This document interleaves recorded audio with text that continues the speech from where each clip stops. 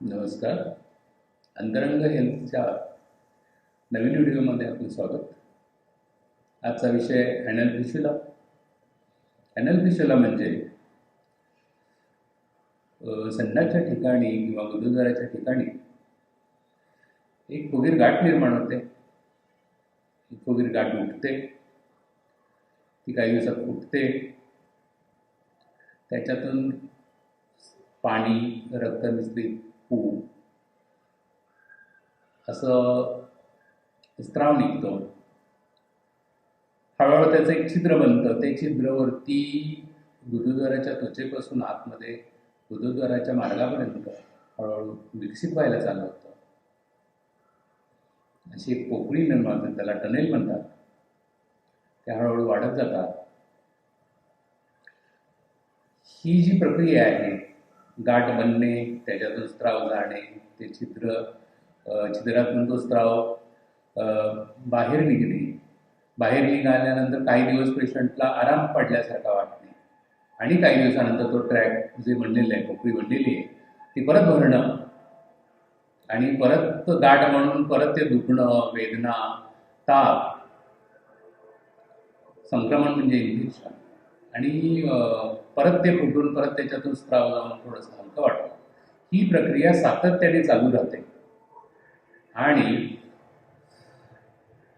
पेशंटला हा त्रास वारंवार होत राहतो. ह्या रोगामध्ये पथ्याचा जर आपण विचार केला तर पथ्यामध्ये प्रामुख्याने मसालेदार, जड अन्न, धूम्रपान, मद्यपान ह्या गोष्टी टाळून आपणाला पचेल रुचेल असा आहार घेणे, योग्य आपणाला जे काही जमल एवढा व्यायाम पण नियमित करणे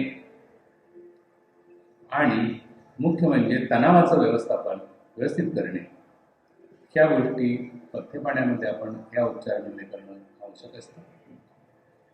आणि मुख्य उपचार जो आहे त्याच्यामध्ये होमिओपॅथिक शास्त्रामध्ये ऑपरेशन वाचवण्याच्या दृष्टिकोनातून पूर्ण रोगाचा अभ्यास करून या सगळ्या रोगाच्या मुळामध्ये जाऊन प्रयत्न करता येतो.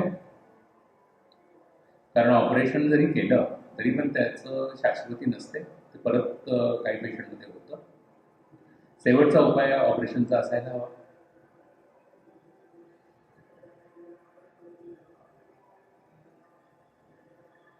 प्राथमिक जी औषधे वारंवार पेशंटला लागू पडतात किंवा ज्यांना आराम पडतो त्या औषधांमध्ये कॅल्केरिया सल्फ 6X 4 गोळ्या 3 वेळा आणि मायलिस्टिका मदर टिंचर पातळ औषधाच्या स्वरूपामध्ये 20 ते सकाळी संध्याकाळी असं घेतलं तर पेशंटला प्राथमिकदृष्ट्या आराम भेटताना दिसतो.